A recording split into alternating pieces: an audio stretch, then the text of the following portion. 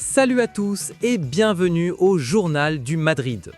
À la veille de la réception de Levante en Liga, Álvaro Arbeloa s'est présenté en conférence de presse pour livrer un discours dense, engagé et très révélateur de sa vision du Real Madrid, aussi bien à court terme que sur l'identité qu'il veut insuffler à son équipe. D'emblée, Arbeloa a insisté sur son état d'esprit depuis son arrivée. Il a expliqué travailler énormément, dès les premières heures du matin, comme il en avait déjà l'habitude auparavant. Pour lui, ce n'est ni un effort ponctuel, ni une posture. Il est venu au Real Madrid pour travailler du premier au dernier jour, sans compter les heures. Son objectif est clair et assumé, remettre l'équipe à la place qu'elle mérite et se battre pour tous les titres possibles en donnant absolument le maximum de lui-même. En évoquant le match contre Levante, il a rapidement élargi le sujet au contexte du Bernabéu. Arbeloa sait que le public madrilène arrive meurtri et déçu après une semaine compliquée, marquée par les éliminations et le changement d'entraîneur. Il a montré une compréhension totale de cette douleur, mais il a tenu à rappeler une vérité qu'il considère fondamentale. Les plus grandes pages de l'histoire du Real Madrid ont toujours été écrites lorsque le Bernabéu a soutenu ses joueurs. Il a rappelé cette phrase mythique de Juanito sur les 90 minutes au Bernabéu, non pas contre les joueurs, mais avec eux. Son message au public est limpide, malgré la déception, l'équipe a besoin de sentir le stade à ses côtés, pour transformer cette saison en quelque chose de fort et de positif. Sur le plan sportif, Arbeloa a donné une information importante concernant Kylian Mbappé. Il a confirmé que l'attaquant allait mieux physiquement et qu'il ferait partie du groupe pour le match, montrant ainsi une certaine confiance sur son état, sans entrer dans le moindre alarmisme. Très rapidement, la question de la préparation physique est revenue au centre des discussions. Arbeloa a tenu à clarifier un point essentiel. Ses paroles ne sont en aucun cas une critique envers Xavi ou son ancien staff. Il a assumé pleinement la responsabilité du match d'Albacete, parlant sans détour d'un manque global, que ce soit dans les idées, le jeu ou l'aspect physique. Pour lui, il n'y a pas de débat possible. Tout ce qui se passe sur le terrain relève de sa responsabilité. Tant qu'il sera l'entraîneur du Real Madrid, il sera le seul responsable. Il a également exprimé son plaisir de travailler avec Antonio Pintus, considérant cela comme un privilège, avec l'objectif clair de récupérer la meilleure version possible des joueurs dans tous les domaines. Le cas Vinicius a ensuite occupé une place centrale dans son discours. Arbeloa a voulu dissiper toute polémique autour de ses propos après Albacete. Il a rappelé que la convocation s'était faite uniquement avec les joueurs disponibles, ceux capables de jouer sans risque de blessure. Concernant Vinicius, il a expliqué en profondeur ce qu'il avait voulu souligner, la semaine extrêmement difficile vécue par le joueur, l'effort mental et physique fourni et surtout son attitude pendant le match. Arbeloa a décrit un Vinicius qui n'a jamais cessé de provoquer, de demander le ballon, de vouloir porter l'équipe sur ses épaules. Pour lui, cela définit parfaitement un leader. C'est précisément ce type de comportement qu'il attend de Vinicius et qu'il veut voir durablement chez lui. Dans la continuité, il a également pris la défense de la Cantera, affirmant avec force qu'il continuera toujours à protéger et à faire confiance aux jeunes, qu'il considère comme issus de la meilleure formation du monde. Face aux interrogations sur l'absence de certains cadres à Albacete, Arbeloa a été très ferme. Tous les joueurs qui étaient aptes et disponibles ont fait le déplacement. Ceux qui sont restés l'ont été uniquement pour éviter des blessures. Il a assumé ce choix sans le moindre doute, affirmant qu'il referait exactement la même chose.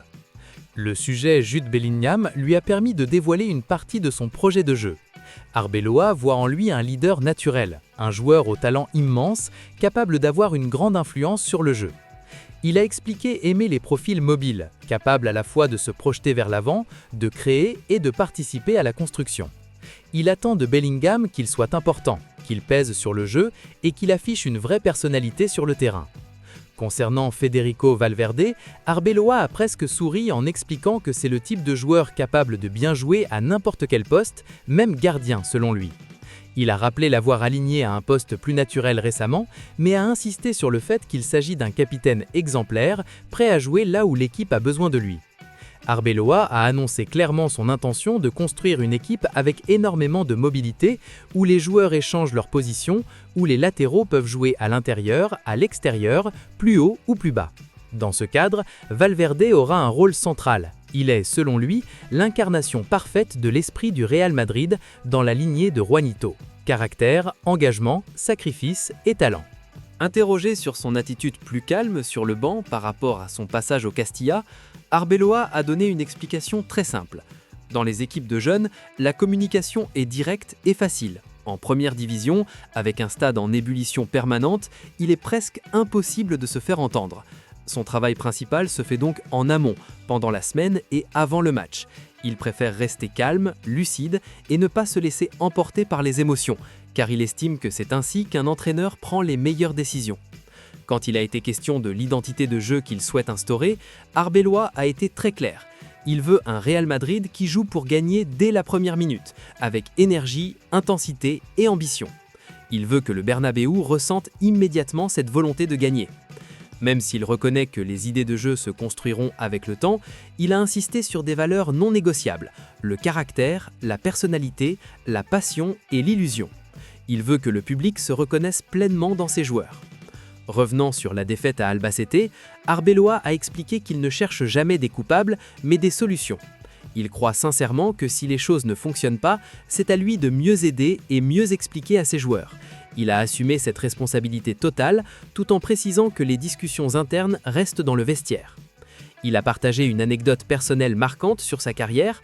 Après avoir mis de très nombreuses années à gagner sa première Ligue des Champions, un coéquipier, lors de sa première saison en C1, pensait déjà à la suivante dès le lendemain.